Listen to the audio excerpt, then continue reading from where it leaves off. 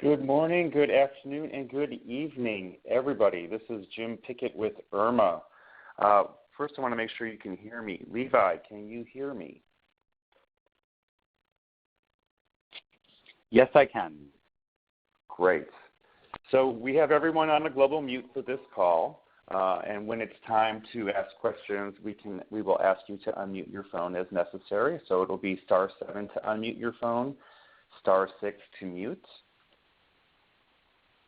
We are still dialing out a few folks, so let's give it a minute before we get officially started.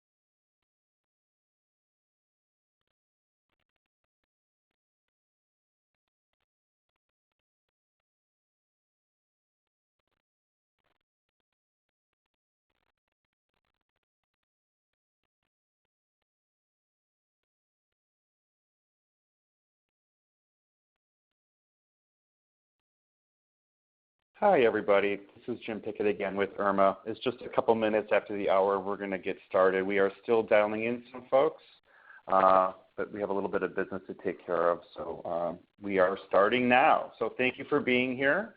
This is the webinar titled, Are We There Yet? The Long and Winding Rectal Road. We have two great presentations today from Craig Hendricks at Johns Hopkins and longtime IRMA member, one of IRMA's co-founders, Marc-Andre LeBlanc. We'll be talking about where we've been and where we are in terms of rectal microbicide research, science, and advocacy. And just to frame this discussion, I want to remind folks that the National Institutes of Health is currently seeking input on HIV prevention research priorities for the coming years. And someone just said I'm echoing. Sorry about that. I don't know what I can do about echoing, but try to bear with me. So as I mentioned, the NIH is doing gathering inputs on the research priorities for the coming years in terms of HIV prevention. They are also recompeting the trial networks. After this call, you will be sent a follow-up email that has a link to a page that they have that explains the process and offers you a chance to give input. We highly encourage you to do so. As many or most of you hopefully know, microbicides are they're in danger at the moment in terms of priorities. The NIH is really focusing on long-acting systemic products and is really turning away its attention from things that are short-acting, local, and many microbicide advocates believe that we need a method mix. And while I think all of us can support the need for long-acting products, we also need products that people can use when they need them and not use them when they don't need them. An injection requires a long-term commitment. An implant requires a long-term commitment. Even daily PrEP is really a long-term commitment on some level. We also need products and methods that people can use when they need it and not have to use it when they don't. So I'm hoping that this webinar will get your juices flowing for perhaps leaving some input. I think the input session is open through the end of the year. There is no formal deadline, but we want to encourage lots of discussion with the NIH. And I want to also remind you that we have a follow-up webinar in 2 weeks. On the 21st, same time, we will be sending out an official invite for that very soon. And that webinar is called We're on Our Way, Moving Forward on the Rectal Road, New Drugs, Formulations, and Modes of Delivery. And we will be bringing back Craig Hendricks, and he will be joined on that webinar by Kenneth Palmer and Jose Bauermeister, and they will be talking about things like douches and implants, drugs like Rifipsin, and other exciting things. And again, we will be encouraging you to reach out to the NIH and tell them your thoughts about your priorities and what you feel about rectal microbicides and vaginal microbicides and other multi-purpose technologies that may or may not get prioritized in this new emphasis, or this seemingly new emphasis, on long-acting systemic products. So again, while we are in global mute, everyone is muted. However, when you are ready to leave a question, we will ask you to *7 to unmute your phone. You can also feel free to leave questions in the chat box in the lower left-hand corner of your screen. We'll be watching that as well. And after each presentation, we'll take a moment to get questions, and then there will be time after both Craig and Marc-Andre are done. Now, without further ado, I think we're going to go ahead and get started, and I'm glad to introduce Craig Hendricks from Johns Hopkins, who is also now leading the microbicide agenda for the Microbicide Trials Network. He will be speaking to us on rectal microbicide development, how did we get here, and what have we learned. So Craig, remember to unmute your phone, and happy to have you get started. Hi, Jim. Can you hear me? Yes, thank you. Great. Okay. So thanks, everybody, for joining this webinar. I think it's a very exciting time because there's so many sort of paths are converging together now to bring together behavioral information and new methods that have been developed with a lot of hard work by scientists and advocates and healthy volunteers in many cases, to get us to the point where we're learning a tremendous amount about a number of rectal microbicides in development.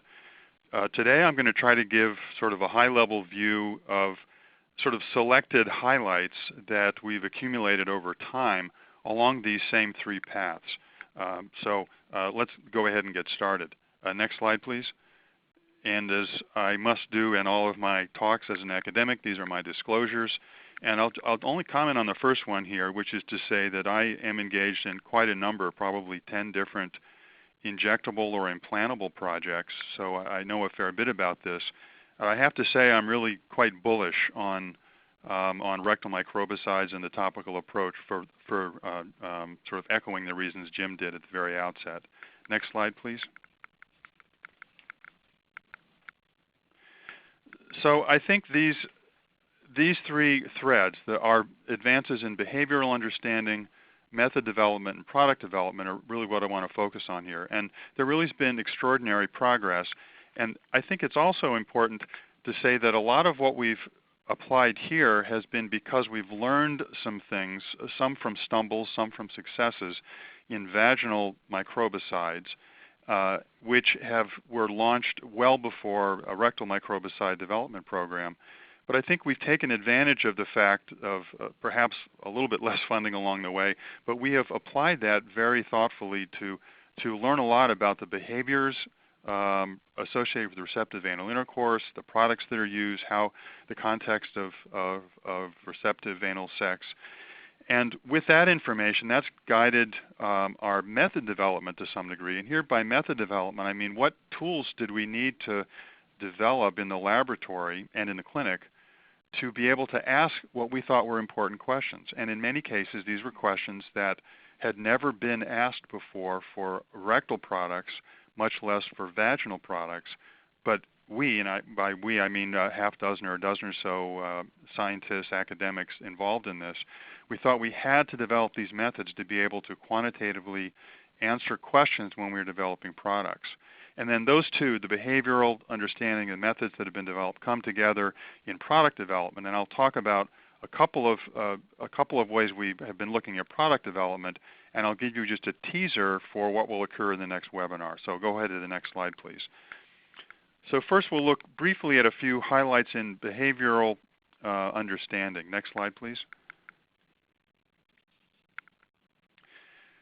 So if we just look on the left side here and move down the bullets, there's been a couple of different areas of understanding behaviors. And of course there's many more than this, so I'm being very selective. We wanted to first quantify sexual behaviors. We wanted to understand the sexual practices themselves related to HIV transmission risk, and two products stood out as things we needed to understand a lot more about: lubricants and rectal douching, or enemas. And I'll talk a lot more about this as the rest of the talk goes on. We wanted to know this information so that we knew more about users, future end users, what their desires were for products to be developed, so that we also then knew how to develop the methods. So understanding the context of sexual behavior and gels that were used as lubricants, how do those interact with microbicide products we might use? How might we even develop a lubricant as a microbicide product? What sort of douches were used? How might those be used safely in our studies? And also, how might those be used as product development themselves? So these became very important questions, but it's taken a number of years to sort through this, but we believe we've learned a tremendous amount, and I'll show you a bit more data in a little bit. In terms of applicator preferences, there have been a number of studies that have looked at what have been developed primarily as rectal-specific applicators. And the reason for this is that the early applicators, as with the early products, were largely, we're looking at products that were coming out of the vaginal microbicide development program. So we were just simply using those applicators for rectal use. They weren't designed for rectal use, and there, not unexpectedly, were some issues that arose. There have been a number of studies, Project GEL among them, that did a direct comparison of a product that was developed specifically for use as a rectal applicator. Here, if you look at the pictures on the right, at the top you'll see a vaginal applicator that has a sort of a barrel and then a plunger, and the gel is inside that barrel, and you unscrew the little blue top and insert it into the vagina or rectum, and then you push the plunger. Below you see a red tip device, and that is essentially the same as you would find on a fleet enema. So it's much friendlier in that sense for application for rectal use. Now, as it turned out, actually, in that study, there weren't very large differences in these two products, but this is an example of the kind of work that really needs to be done, so that when we're applying a drug to the rectum, we need to be sure that it works really well in the rectum. There is an advantage to having a product that could be used both vaginally and rectally, but it doesn't work if it falls apart in either one of those applications. So important to do these kinds of studies, and there's been a lot of work in this that we're now being able to apply to product development. And then finally, looking at something like gel acceptability, and there's been a study done where investigators looked at up to 50 milliliters of gel that was applied, which is probably way in excess of sort of a typical amount of lubricant that would be used. But this is applied not as a lubricant, it's injected past the external anal sphincter, past the internal anal sphincter, right into the rectum. And only when you get to the point where you're maybe at 35, but certainly at 50 mL, is there even a sensation of fullness, which is somewhat unpleasant at 50, and it was judged to be acceptable down at 35. So this was also useful, so we could understand how much product we could get in if we needed to. Next slide, please. So here I wanted to highlight a study that was done actually by IRMA in a global survey, which is on the right. But if you look along the left side at the text, what I've highlighted in blue in each of these 5 papers, these were all studies that focused on rectal douches. Now again, there's been a number of studies looking at other behaviors, but I wanted to focus here, just as one example, at all the work that's been done with a behavioral focus on rectal douches or enemas. From the outset here, these studies were looking at what are the practices and what are their implications for using douches as rectal microbicides. In the second study, could rectal douches be acceptable as rectal microbicide delivery vehicles?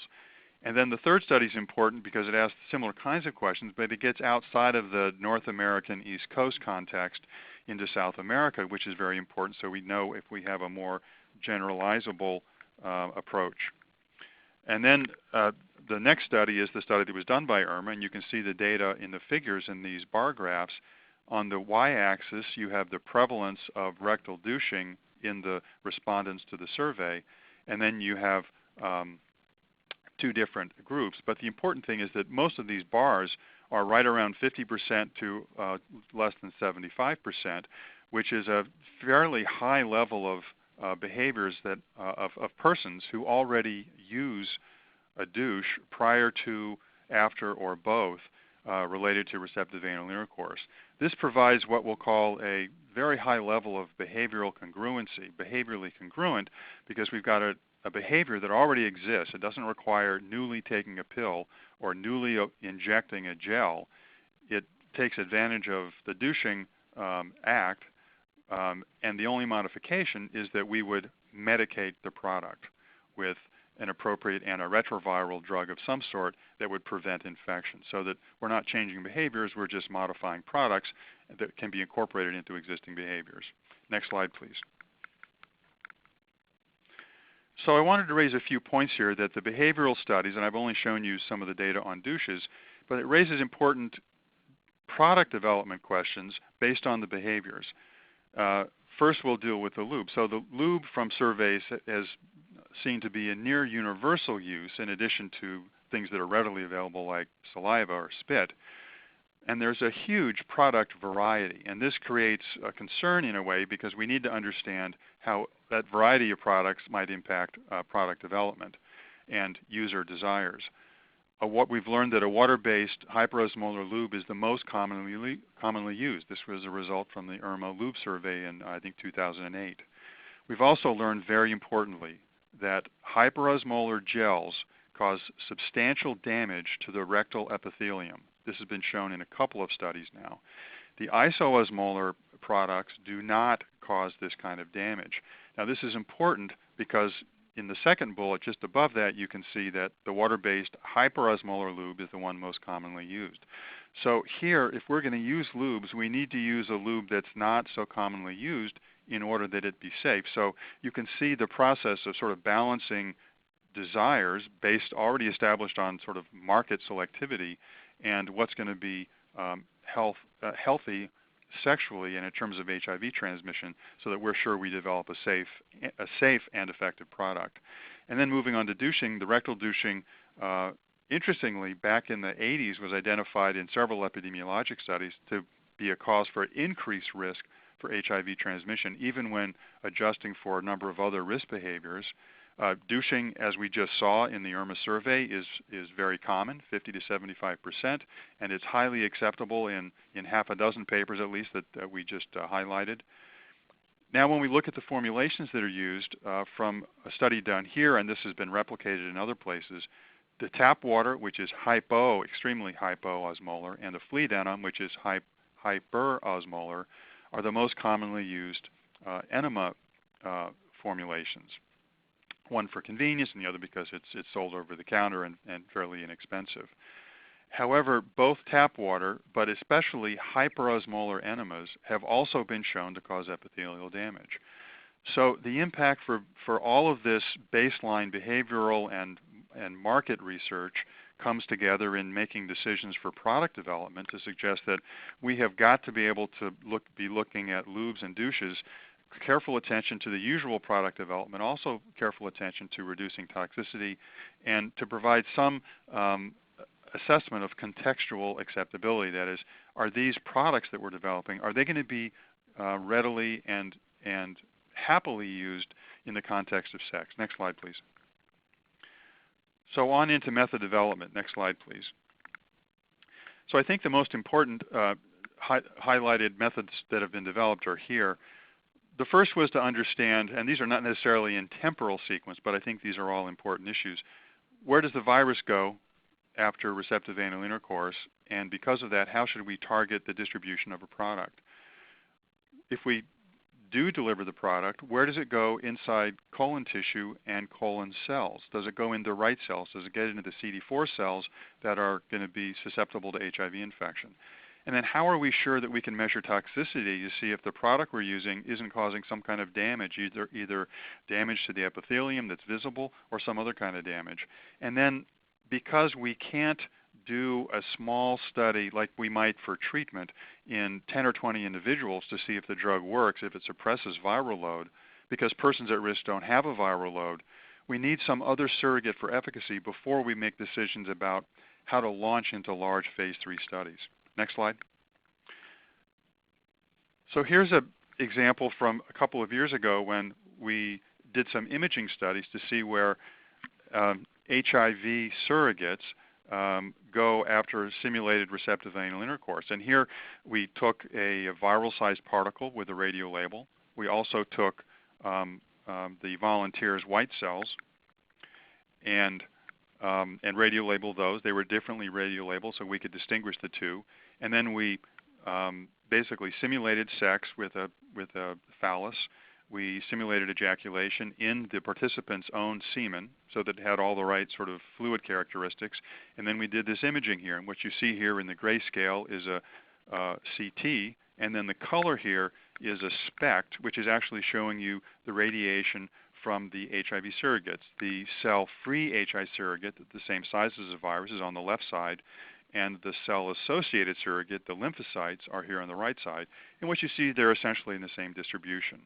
And then more recently, we've applied newer methods, new quantitative methods, to identify precisely where the location is of the very highest concentration of these viral surrogates. And we see that, at least in this study, it's somewhere between 5 to 7 centimeters above the anal-rectal junction, sort of above the inner anal sphincter. If we provide this data now to an endoscopist using a sigmoidoscope and we add 4 centimeters because there's a distance between the external sphincter and the internal, we see that the hot spot, the spot associated with the highest concentration of virus, is around 10 to 11 centimeters or so. So this is useful for us to understand where we should be looking for the highest concentrations of drug so that it matches well with virus. Next slide, please. Another example of this using this imaging is to use a product, and what you see here is we're dosing a microbicide on the left picture, and you see distribution in the rectum, in the sigmoid, and then you see it sort of snaking up the left side along the spine and under the ribs. You see the color in green and the hot spots are in red. That's the microbicide distributing all the way up that side of the colon. And then on the right side, what you see is our surrogate again for HIV. This is an HIV-sized particle, and it pretty much stays. This is dosed 1 hour after the microbicide is dosed using simulated sex. So you see here the distribution is quite different than the much larger distribution of that gel in this picture. And this image is taken a total of 2 hours after the microbicide is applied and 1 hour after the ejaculate. And imaging these together allows us to look at the relative distribution, both in space and time, of our target, the viral surrogate, and also of the product we're developing. So we can make some judgments about whether the product is going the right places and staying there for a long enough period of time. Next slide, please. So an important thing to do here as we also develop these products is to measure toxicity. On the left side, you see a couple of bullets, and moving from top to the bottom, we're moving really through history. And early in the studies, we were doing nothing more complex than just looking at the mucosa, the rectal mucosa, that the endoscopist would look to see that it looked like a healthy rectal and colonic mucosa. And then also very early on, we would take biopsies to look to see microscopically if the structure was intact. And this is where we saw very early on that some products like hyperosmolar gels or hyperosmolar enemas would cause loss of the epithelium. Then there would be introduction of some sort of functional markers. The concern is that inflammation would increase the number of cells that might be susceptible to HIV infection. So the cytokine assays were added in so that we would look in the tissues and rectal fluid to see if there was an increase in inflammation as a result of the products that were being developed. And then permeability, sort of in parallel with inflammation, was used, because here our concern is if these products, gels and enemas, if they were making it easier for small molecules to get into the tissue, might they also be making it easier for viruses to get into tissue?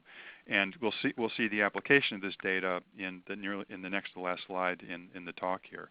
And then finally, I've just listed here some omics. I think you probably hear a lot about omics of different sorts, so I thought I'd spend just a moment to describe this a little bit. If you move now to the figure in colors, at the very top in blue you have the DNA, which is considered the genome. The DNA within the cell that, given the right signals, is transcribed into RNA, you see in red, and the RNA that is produced then is the whole families of RNAs that would be produced is called the transcriptome. So one thing we could look at is see if there's anything in the transcriptome that suggests there's something that might potentially be damaging. Now, even more important than the transcriptome would be, as a result of that RNA that's produced, is that translated into proteins that might themselves generate some damage. Now, typically what will happen, the RNA is translated into proteins in the green, but the most important part, in a way, is what happens as a result of those proteins. That is, are they functional proteins? Are they changing things in the cells? And you see here just a couple of things that we consider part of the metabolome: sugars, nucleotides, amino acids, and lipids. There's other things we could add here. These are, for the most part, small molecules, and these are the things that actually change the function inside the colon cells. So we can look at any number of these, and we are looking at parts or all of these in studies that we are currently doing as a measure of toxicity. Next slide, please. So finally, in terms of method development, the pharmacodynamic measures have been used in essentially every study for the rectal microbicides, and also perhaps more thoroughly than done with vaginal development. The question is, what is the right target concentration? So that's why we do some of these studies. We want to understand if in vitro, in a laboratory setting, for example, in the second bullet up here, cell culture, if I'm just growing lymphocytes in culture, what concentrations of drug are required to inhibit viral replication? And this EC90 is just a shorthand for saying a concentration that would inhibit 90% of the growth of the virus. I can also look at mice that have been given a human immune system. So I can challenge these mice rectally with HIV and see if I can infect them, and what kind of concentrations of rectal microbicides would prevent infection with the rectal challenge. The next bullet, we can ask the same question about macaques. Now, macaques are perhaps, their rectum may be a little bit more like humans, but I can't infect them because they don't have a human immune system. I have to use a different virus, SIV or SHIV, but I can also do this very useful rectal challenge, and this has perhaps been the most useful of all of the surrogates for efficacy of PrEP products. And then finally, we come to the data in the figure to the right. We can look at human tissue. So here I can dose a product. I can give it either orally, which you see in the open circles. I can give a rectal dose, you see in the open squares, or I can give 7 days of the same rectal dose and then measure the concentration of drug in the biopsies. And I can also measure how susceptible those biopsies are to infection with HIV ex vivo. So I take the biopsy out of the body, I challenge it with virus, and I measure the viral growth. And then the figure is showing you the amount of virus that's produced. That's on the y-axis on a log scale. And the concentration for the drug that I find in tissue is on the x-axis. And you see the dotted line far to the right is the EC90. That's the concentration in tissue, in this tissue explant model at least, that suppresses 90% of the infection. The challenge of these assays, however, is linking this in vitro or ex vivo challenge with clinical. And what I'm showing with the red lines is that if I take data from a clinical study, the EC90 is much less. That means more easily achievable. So it's important to understand the difference between the laboratory EC90 and the clinical EC90 so that I can make some decisions about how to use this kind of strategy in making clinical decisions in product development. Next slide, please. So under product development, I'm going to focus on enemas. Next slide, go ahead. So this is looking at how we'll take all this data, both in terms of toxicity, which you see here on the left, the distribution or pharmacokinetics in the lumen you see in the center, and then acceptability data, behavioral data you see on the right. And this was, most of the studies in rectal microbicide development have followed this pattern, where we've looked at all of these domains of information in one single study of a single dose or a few multiple doses over time, usually in a small number of subjects. And this has provided a very, very rich amount of data for us to make judgments about the kinds of products to take forward based on safety. Next slide, please. So here I'm going to compare across studies and actually look at 3 different studies. On the left, I'm looking at a douche using a saline-like douche with 125 mLs. That's the typical volume in a fleet enema. I'm going to look at a gel applied with an applicator. And the reason I'm doing this is because there have been some concerns about the gel applied with an applicator, suggesting that it is not as favorable as applying the gel as a lubricant.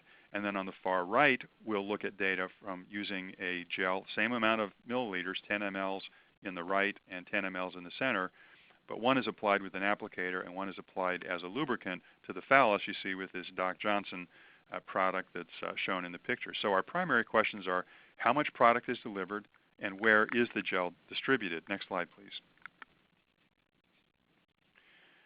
So you see here the data from each of those 3 studies. On the left, the douche is showing that that all of the product that is retained is inside. That is, it's in the rectum and the sigmoid and the colon. That's where we want it. The retention percent is 60% because 40% has been lost through defecation, which is the way the enemas work.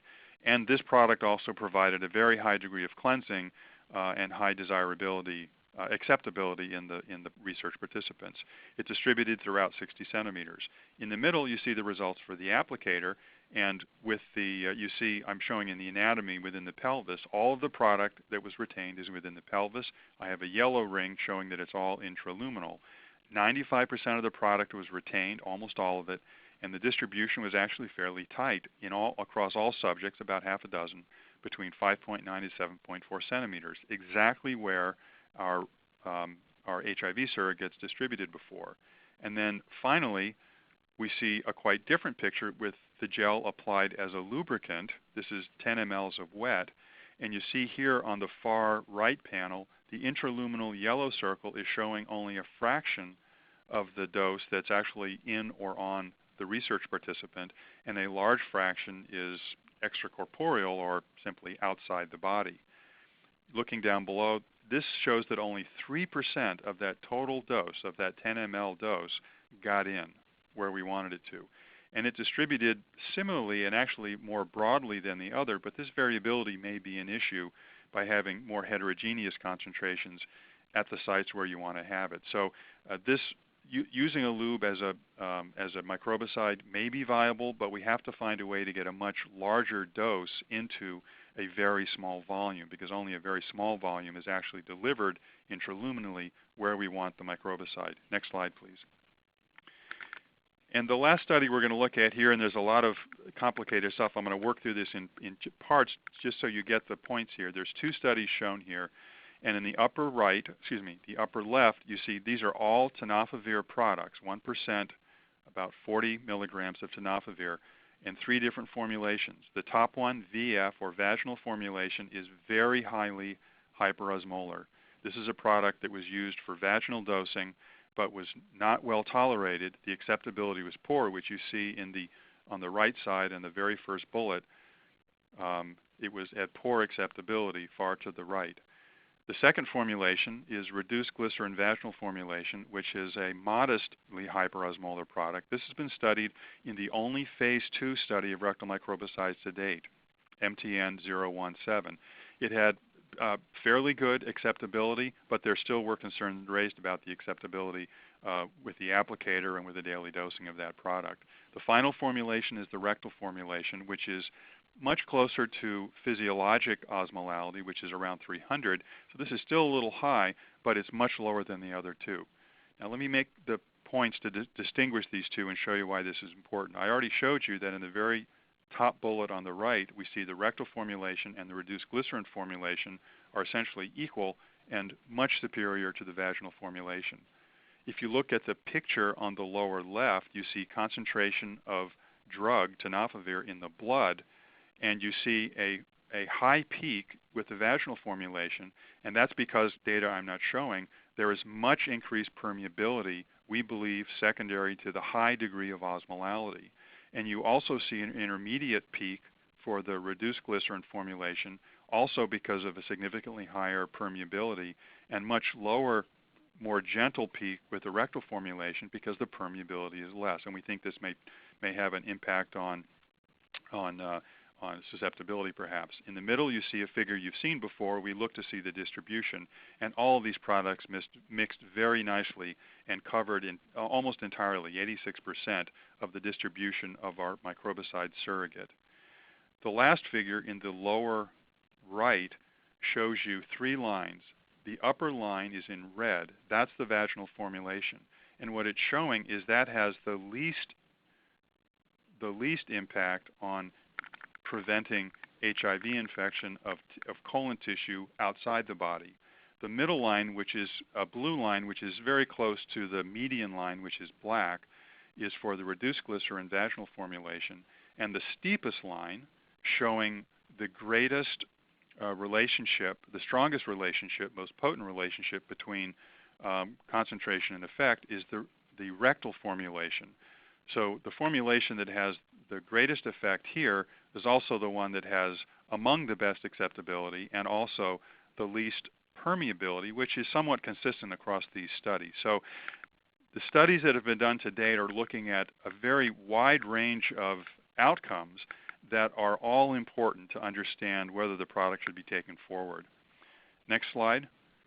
So to conclude, just really as a teaser, what I'm showing you here in this final table is the list of all of the products that are in the pipeline, either having just completed, in progress, or about to enter clinical studies. And to me, this is a very exciting development that we'll talk more about in the next webinar. On this list, there are, importantly, 7 different antiretroviral drugs in 4 different formulations. There's a rectal insert, which is similar to a suppository. There's a douche, and there's a gel applied as a lube, and also gel applied with an applicator. And one of these is completed, but the data analysis is not yet complete and is not reported. One of these is underway, and the other, I think, 6 or 7 of these studies will all begin before the end of 2018, and a number of these will be beginning in the next couple of months. So more details about this later. Last slide. So summarizing, we've learned a lot about behaviors related to receptive anal intercourse. We've developed a number of brand new tools that were essential to ask the questions we needed to understand how products should be developed. And we've applied these to a number of products, most thoroughly to tenofovir, but we're now on the cusp of evaluating using all these methods we've used for tenofovir for another 6 antiretroviral products in a bunch of different formulations as well. So I think the future is very exciting still for rectal microbicides. Thanks for your attention. Jim, back to you. Thank you very much for that, Craig. Before we jump into the advocacy perspective from Marc-Andre, we have a couple of questions if we can have just really quick answers. The first question in the chat is, what do we know about adding an ARV to a lube or a douche, and whether or not that causes epithelial damage? So what we know so far is that we have the best data with tenofovir. As I mentioned, we're about to know this for another half dozen products. It doesn't look so far like the tenofovir itself is causing any epithelial damage. The study I just showed you with the rectal formulation and the reduced glycerin formulation, 2 of the 3 formulations with the gel had no toxicity to the epithelium in terms of what we could see with microscopic structure. Now, there might be some changes with the proteome that we don't fully understand how to interpret those. But it's our belief that the structural changes we've seen before are mostly related to the vehicle, that is, the fluid in the enema or the fluid, the gel part, not the tenofovir itself, but the gel. Now, but it's very important to differentiate the 2, and we will be asking that question for each of the products that we're going to be developing so that they're being administered in gels and fluids that we know to be safe, not associated with toxicity, so that any toxicity we see we can attribute reasonably with some confidence to the drugs themselves. And then the issue is whether we just need to reduce the concentration of the active ingredient, the antiretroviral, or if there's just no way to achieve a protective concentration as well as a safe concentration. So great question. I think we have the methods, we have a lot of the methods we need to make those assessments, at least for some kinds of toxicity. Thanks, Craig. So this next question is in regard to the data you shared about lubricants used for sexual use. And the participant wants to know, in layman's terms, are the toxicity levels high enough to cause harm in the long run? If so, what is the time frame? And I recognize this is a really big question, but if you can answer it quickly, that would be great. It is a very big question, and I'll try not to. I'll answer sort of as a scientist, but also try to be very practical with this. In terms of the time frame, what's interesting is that the toxicities that we've seen, and I went through the picture of the histology very quickly, but if I give a dose of one of these hyperosmolar gels that are commonly used as over-the-counter lubricants, I will instantly, if I go in and biopsy essentially as soon as I can in 15 or 30 minutes, I will see the loss of the epithelium. Now, what that means is that the mucus that is normally produced, which is protective, is not there, and the epithelial layer, which are cells that provide a barrier but are not themselves infectable, at least they can't replicate virus. Those two layers are now gone. So we're left with a much more immediate exposure of virus that might be an ejaculate that might follow the use of the lube or an enema, which is now right up against a raw tissue that doesn't even have the mucus protection or epithelium. Because the mucus itself will actually slow to a great degree the virus. Now that's all gone. So that's as much as we know. We actually don't have good data. I can't tell you that in a population of people that will increase the risk of infection. My gut tells me, and based on all principles that I can apply to this, is that makes it significantly easier to get HIV infection if there is also HIV from unprotected anal sex that follows use of that lubricant or enema. It's for that reason, and because of that concern, that I would recommend that lubes that are not hyperosmolar would be used, because I think these are unsafe. I can't prove that, but I would not recommend that any of these hyperosmolar gels be used unless they were also very safe with a condom, and condoms were also always used, because I would think it would enhance the risk of HIV infection. And we are not going to develop any product that has those characteristics. I spent a fair bit of time sort of harping on that, but we have really taken it to heart. And even the makers of enemas, I know the Fleet folks have changed one of their enemas. I don't know if it was because of this, but they now have an enema that is more isoosmolar and not so hyperosmolar. That is expected to have reduced toxicity, although that has not been directly tested. How'd I do, Jim? You did really good, Craig. Thank you for that. Okay. And actually, you're getting kudos in the chat for doing a great, clear, and informative talk. Thank you. We're going to save the rest of the questions till the end. I hate giving advocates short shrift, so we're going to move right over to Marc-Andre, one of the founders of IRMA. If you would like to *7 to unmute Marc-Andre and go ahead and get started. Thank you, Jim, and hello, everyone. So I'll be taking you on a little tour of IRMA policy and advocacy through the ages.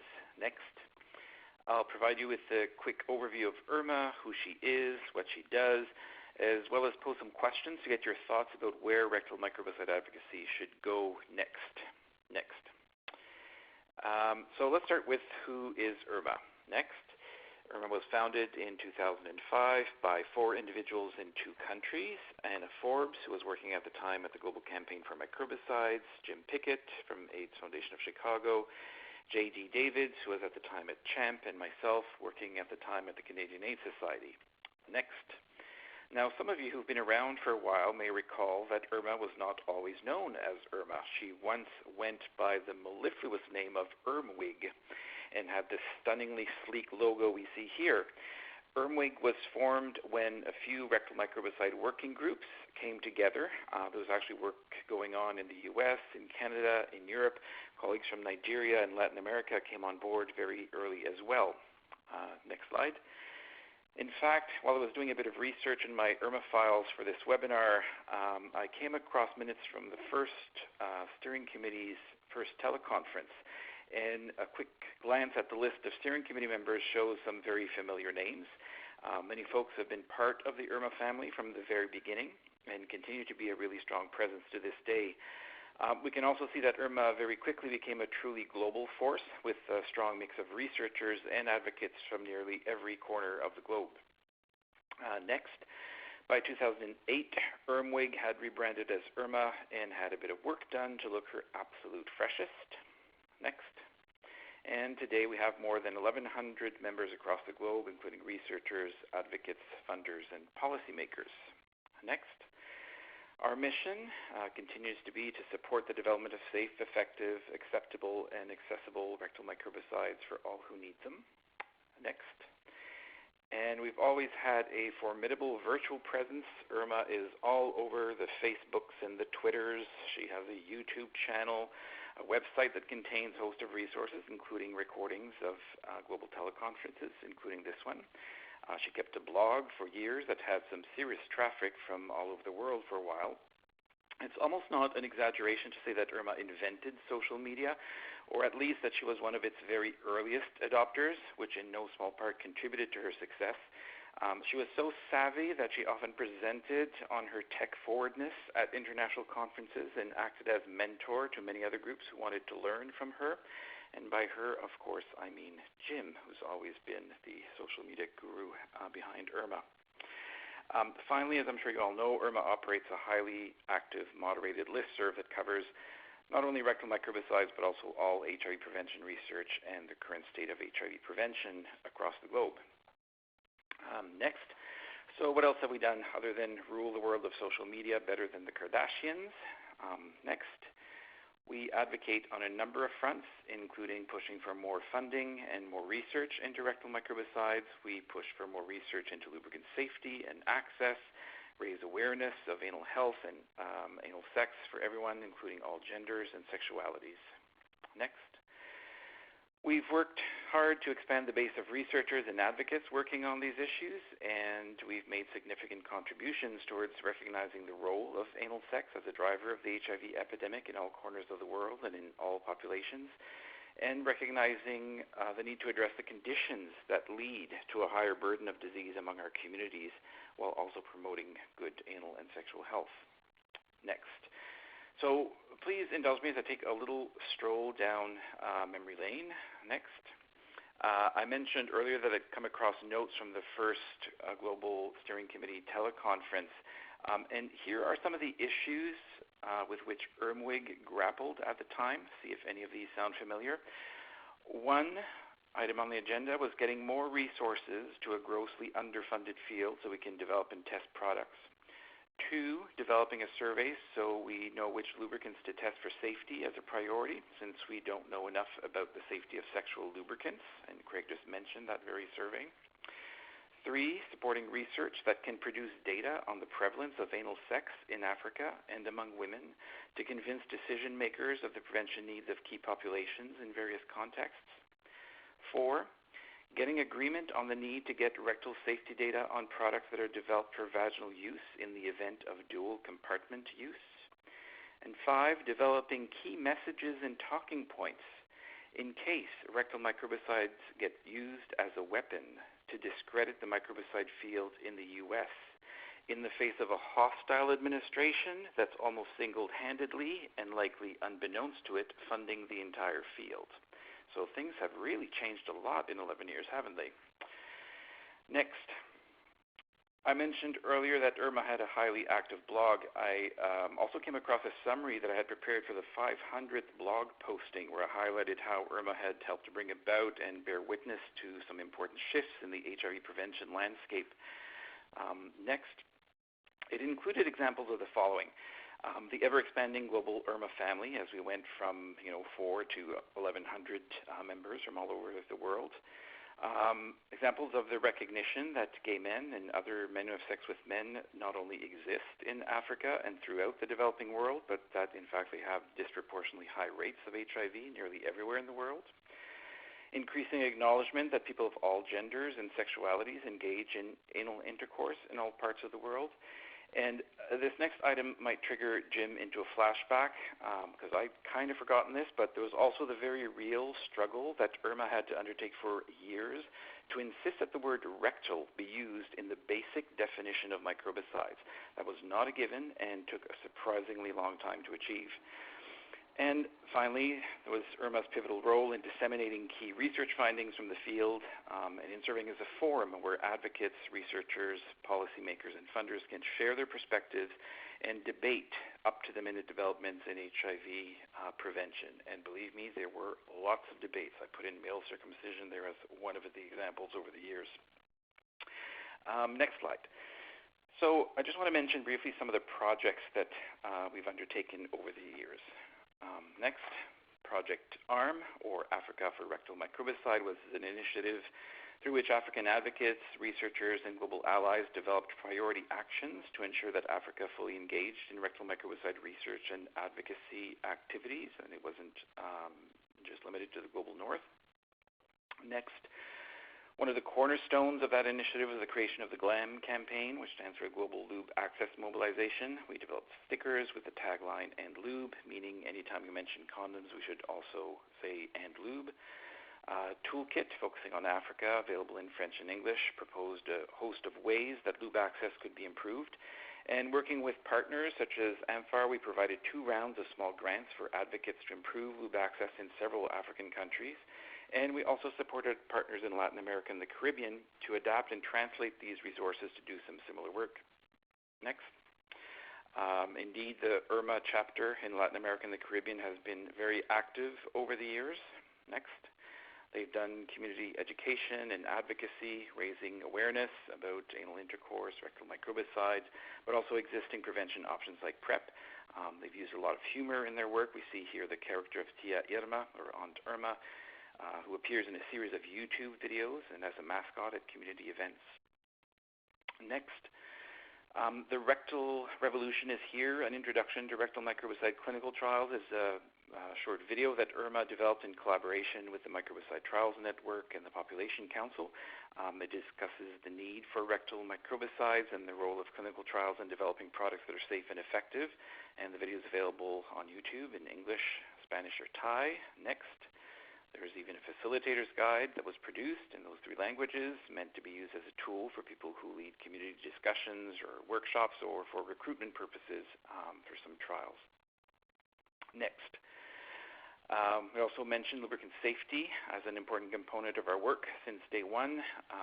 One of the first things we did was the global survey on lube use, also the douching survey, and both of those were done in partnership with UCLA, and Pamina Gorbach helped us a lot, as well as other colleagues. We created materials to explain the issue of lubricant safety. We convened a global lube safety working group, which included advocates and policymakers, and as far as we know at the time, all the researchers in the world who'd conducted studies on this topic. We issued a global call to action on lube safety, and we developed a research agenda where we identified priorities for the field. We engaged with manufacturers and regulators in several countries and with the World Health Organization. And we worked hard on lube access, as I've already mentioned. And by the way, that includes being involved in amplifying the voices that called on bodies such as UNFPA and their infamous Condomize campaign to include lube access as a critical component and to include female condoms. Next. So before setting out some key questions for discussion on the future, I'd like to discuss some of the lessons learned from doing rectal microbicide advocacy for a few years and a few thoughts about the future. Next. When researchers and advocates started pushing for rectal microbicides, some people laughed. They said we shouldn't. They said we couldn't because of the considerable biological challenges. But at least as important was the underlying homophobia, the discomfort with discussing anal sex or even acknowledging that it happens, not only between men, but also between men and women and between people of all genders all over the world. Next. So we had to start discussions with basic facts. First, we would share data showing that condomless anal intercourse is the highest risk sexual activity. Next. We also pointed out and continue to point out that there's significant evidence that anal intercourse is relatively common among all kinds of people in all parts of the world, and even if, for example, men and women have anal sex just once in a while, the high risk associated with that could be a significant driver of the epidemic, even in so-called heterosexual epidemics. In fact, there was some pretty compelling data that showed that that's probably happening to an even greater extent than we even thought last year at the R4P conference. Next. It's also clear that if we're going to recognize and address the role of anal sex in the epidemic, we have to address the underlying social, political, cultural, and legal context in which many people live. There's often complete denial about homosexuality or anal sex between any two humans. It's often highly stigmatized or criminalized, so how could we ever hope to promote and make available rectal microbicide in such contexts? So we've been working with a lot of other groups to address these underlying issues. Next. At a really basic level, we've had to raise awareness and create demand. Most people outside the HIV world, and maybe many within the HIV world, might not have ever heard of microbicide. But once the concept's explained and people think about it as a possibility, they tend to get excited about it and want to get it in their hands and other places. Next. And of course, the issue of funding can't be ignored. Research is a costly endeavor. The rectal microbicide field has never been funded at high levels. Last time we tracked systematically where rectal microbicide research funding was in 2010, we found there was a total annual amount of about $7 million US. A year later, it's gone down to $4.4 million US because some projects had ended. I'm not sure exactly where that number is, but I'd be surprised that it's gone up exponentially. To put that in perspective, there was about $850 million US that year for vaccines research. And again, I just want to point out that nearly all the funding so far has been from the US government that's shown on this graph in pale blue. And since then, the funding base, I think, is probably even less diversified than it was 7 years ago. I'm not even sure, maybe Craig knows, that any other body other than US government bodies are funding rectal microbicide research today. Next slide. We'd estimated at the time with, frankly, not that robust of a pipeline of products that we would need about 10 times the amount of funding that was available at the time, about $40 million US, to fund a research agenda, including at least one product in a phase 3. And you have to wonder who would fund this in today's context. Next. So looking at the eventual availability of rectal microbicides, we continue to frame them as part of the HIV prevention toolbox. The message continues to be, as Jim said at the beginning, that we need a range of options to meet a range of people's needs in a range of different contexts. We have some great tools now, but for some people in some contexts, rectal microbicides could still play an important role. Next. And we benefit greatly from learning about what's happened with other new HIV prevention options like female condoms and male circumcision and PrEP and the preventative effects of suppressed viral load. There was likely too little work done to prepare the field when those options were introduced, and as a result, we've seen over the last few years a fair amount of resistance and confusion and misinformation, to put it mildly.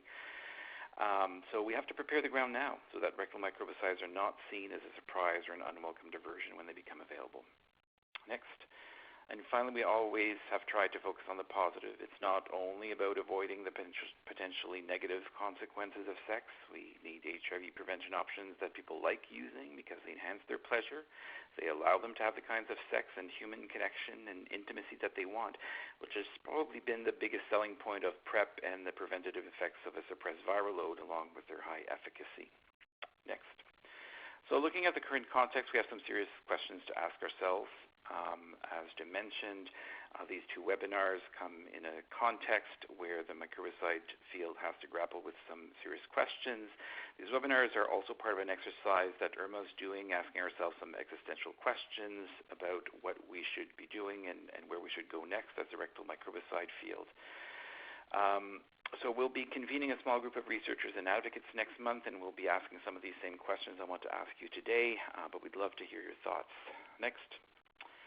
Is it time for Irma to sit back and relax and enjoy a well-earned retirement? Has her agenda been sufficiently taken up by others, making her obsolete? Is Irma still relevant? If so, what should our role be? Should our focus still be on people of all genders who have anal sex, or is it time to shift to something else? Next. Thinking about the next few years, what should Irma's top priorities be? What strategies should Irma use to advance its agenda? Is there a way out of this conundrum of having the entire rectal microbicide research field funded by one donor, or is it just something we'll have to live with and hope for the best? So we have a bit of time to hear from your thoughts on these questions. Maybe we can just sort of go back and forth between those two slides as people ponder these questions. Thanks. Thank you very much for that, Marc-Andre. I did note in the chat, and for people who aren't paying attention to the chat, in the post-webinar survey that you'll get as soon as this completes, those questions are part of that survey. So I think we will take some of the scientific follow-up questions for Craig, and then I'm asking you, please, please, please, it would be greatly appreciated if you would take a few moments and answer those questions to the best of your ability in the post-webinar survey that's coming out as soon as we complete. And speaking of as soon as we complete, I realize we're at the top of the hour, but we're going to hang around for about 5 more minutes to answer some of these questions quickly.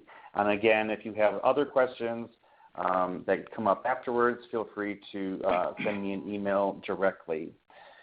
So Craig, there's a number of scientific questions. A couple of folks asked about the microbiome and microbial metabolism in the rectum. So is there anything similar to vaginal effects of Gardnerella on vaginal gel in terms of the microbial metabolism in the rectum? And is there anything about the microbiome in the rectum and inflammation from ARVs that we know about? So to the best of my knowledge, very little, if anything, is known about microbiome changes as a result of any of the antiretroviral rectal microbicides that are currently in development. What I can say is that every time we've dosed these, and especially now, I'll talk more about this at the next webinar, we've achieved exceedingly high concentrations of the active drug, tenofovir diphosphate, in the rectum after a single dose of an enema, and that's sort of the lowest dose we've even tried. So if there is an impact, it's not sufficient to change. Even if it changes the concentration, we still get very high concentrations. I will also add that we are now, on the basis of the vaginal studies, we are adding microbiome studies to existing rectal microbicide studies, whether they're ongoing enema studies or planned gel studies. But we don't know as much. There's a lot known about the baseline microbiome. Of course, it changes a lot. It'll take some time to get on top of this, but it will be important to look at each of these. I'm sure that perhaps one of these drugs that are in development may be metabolized by some of these gut microbes.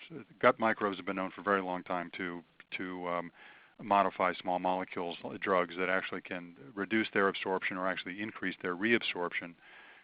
So we will be looking at this. The toxicity question it's an important one, and as I mentioned, we're now using proteomics and metabolomics in some ongoing studies to make assessments of just what's going on in rectal tissue as a result of these concentrations of tenofovir. We're planning to do this in a number of other studies, those other antiretrovirals, the six other ones that are in development. I would say none of those are anticipated to be causing inflammation. None of them on their own. None of the vehicles that are used are anticipated to be causing inflammation because most of the vehicles have all been studied, and they're pretty quiet.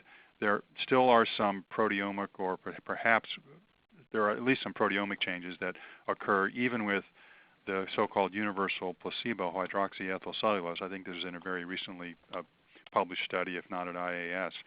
So we'll continue to look at those things, and it's important. The difficulty there is the judgment about what's an important side effect, or different toxicity, is sort of balanced against, does the product protect from HIV? That is, some toxicity might erode directly into protective effect in terms of protecting from HIV infection, but that question is best answered in the context of a randomized controlled trial. So it's difficult to know how to judge the importance of some of the proteomic or metabolomic changes that have been seen in terms of what the overall impact is on HIV infectivity, because if it doesn't impact infectivity of HIV, then it's not a net loss per se if it's not also causing symptoms. At least that's sort of been my philosophy. If it doesn't cause symptoms and if it doesn't increase risk of infection, we're still to the plus with an active ingredient that will protect. But we're looking very carefully so we've got the data to make sense out of it, although it may in reality be after the fact when we try to interpret the results from a randomized controlled trial. And that's just the nature of understanding impact on infectivity with microbicides generally, but certainly with rectal microbicides. There was also a question from Ken, I think, about the 3% with manual dosing, and we took half a dozen guys that had been in another study. We gave them 10 mLs of wet that was radio labeled, and we said apply this however you would normally apply lube. Now they didn't have a partner. We talked about that. We figured this was sort of lower hanging fruit. We gave them a phallus, we gave them the lube, we left them alone for as long as they wanted, and we said do your darndest to get it in. And it was 3%, not 30%, but 3% of the product got in. Now part of that is because the volume of the lube they use was highly variable, but generally low. It was a fraction of the 10 mLs. It's also true that most of the lube ended up on the phallus and not in their body, in or on their body. And then you saw in the picture, in the SPECT CT, you could see that a significant percent was really perianal and between the butt cheeks, basically. It was intergluteal, but it was not intraluminal. It didn't get in. So all three of those things, being relatively small numbers, multiply to give you only 3% of that 10 ml dose. Now, we also know that there are tenofovir formulations that have been tested up to 10%, not 1%, and 10% may be able to overcome most of that difference, an important part of that difference, but we need to do probably some more animal studies. That has been preliminarily, it's non-toxic in rabbit rectal irritation studies, but we need to do more human studies to advance that.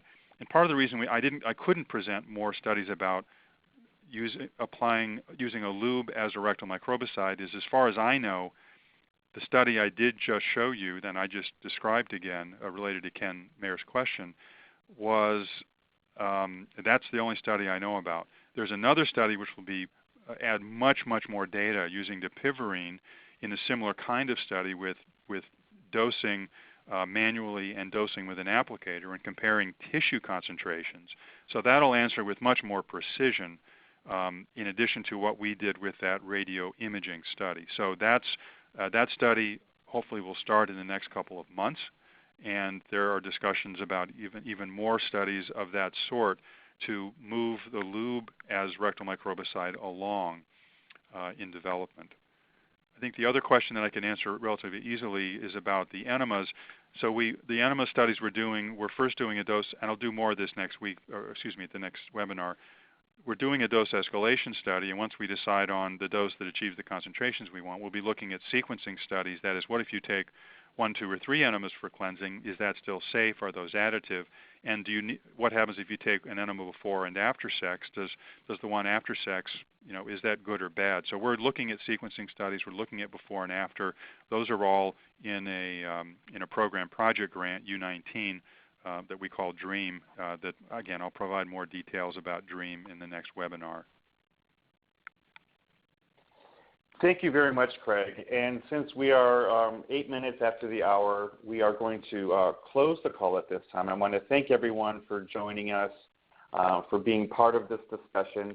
Please, the questions that Marc-Andre put forward are really important for IRMA to understand and for the field to understand. We want to get a sense of what's the best role for IRMA to play as we move forward, what's the energy around this, and you all will be helping us by answering those questions. So that survey will be coming to you soon.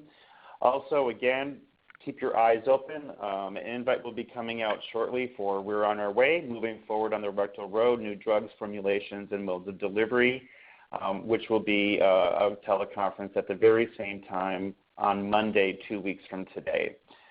So without further ado, I want to thank our presenters, Marc-Andre LeBlanc and Craig Hendricks. I want to thank our wonderful partners at AVAC for all the logistics and support in helping us make this teleconference happen, especially Levi over there, who has dialed everyone out and is advancing the slides and taking care of all the technological requirements to make this thing run smoothly. He'll also be producing the recording, which we'll be posting on the IRMA website shortly once it's ready. So thank you all very much, and have a good rest of the day, whatever time it is for you. I hope the rest of it is great. Thank you so much, and take care. Bye-bye.